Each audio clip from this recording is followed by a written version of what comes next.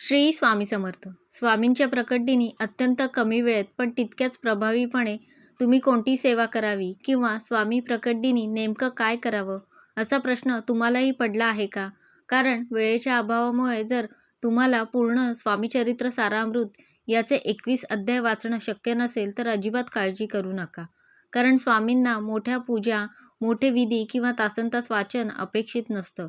तर त्यांना अपेक्षित असतं ती फक्त मनापासून केलेली श्रद्धा आणि बुद्धी. म्हणूनच प्रकट दिनी म्हणजे चैत्र शुद्ध द्वितीयेला अत्यंत कमी वेळेत पण तितक्याच प्रभावीपणे तुम्ही कोणती सेवा करू शकता. अगदी सोप्या आणि प्रभावी पद्धतीने चला जाणून घेऊया. तर या उपायाविषयीची संपूर्ण माहिती जाणून घ्यायची असेल तर व्हिडिओ स्किप न करता संपूर्ण बघा. आणि चॅनलवर पहिल्यांदा आला असाल तर सबस्क्राईब करा. आणि बेल आयकॉनला प्रेस करा म्हणजे जेव्हाही मी नवीन व्हिडिओ अपलोड करेन त्याचं नोटिफिकेशन सगळ्यात आधी तुम्हाला मिळेल. स्वामी समर्थांचा प्रकट दिन म्हणजे चैत्र शुद्ध द्वितीयेला हा दिवस प्रत्येक भक्तांसाठी ऊर्जेचा आणि आनंदाचा असतो. आणि अनेकांना इच्छा असूनही ऑफिस किंवा कामाच्या व्यापामुळे 21 अध्यायाचं पारायण करणं शक्य होत नाही.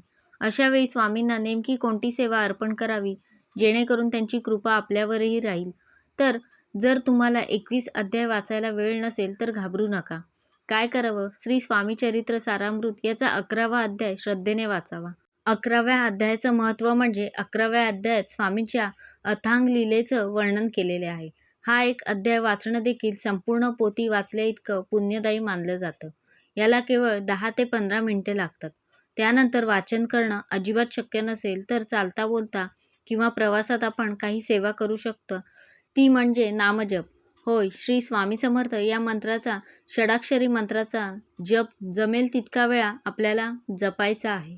शक्य असल्यास रुद्राक्ष माळेवर किमान 1 किंवा 3 माळ जप करावा.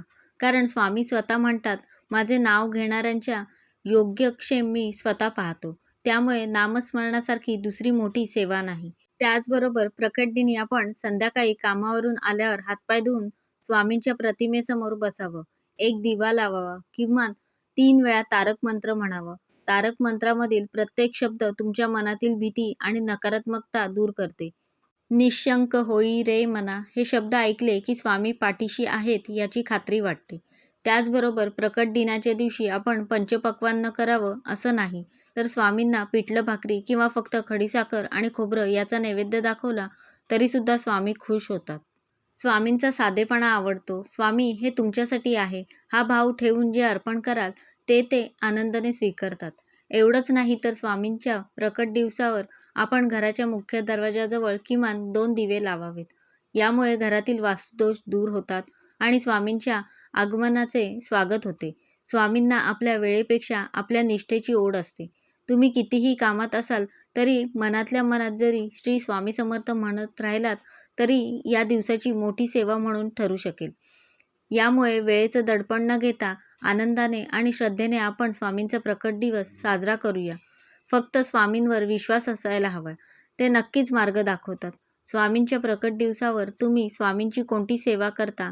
स्वामी चरित्र सारामृत पारायण तुम्ही सुद्धा केलंय का नाही? ते किती दिवसाचं केलंय? आणि यामुळे तुम्हाला काय अनुभव आले आहेत? ते कमेंट करून नक्की सांगा. स्वामी प्रकट दिवसाच्या सर्व स्वामी भक्तांना हार्दिक शुभेच्छा. तर अशा प्रकारे मी तुम्हाला संपूर्ण माहिती देण्याचा प्रयत्न केला आहे. कसा वाटला तुम्हाला आजचा व्हिडिओ मला नक्की सांगा. आवडला असेल तर लाईक करा. जास्तीत जास्त लोकांपर्यंत शेअर करा आणि असेच छान छान व्हिडिओ पाहण्यासाठी आजच आपल्या स्वामी माझे गुरु या चॅनलला सबस्क्राईब करा. धन्यवाद.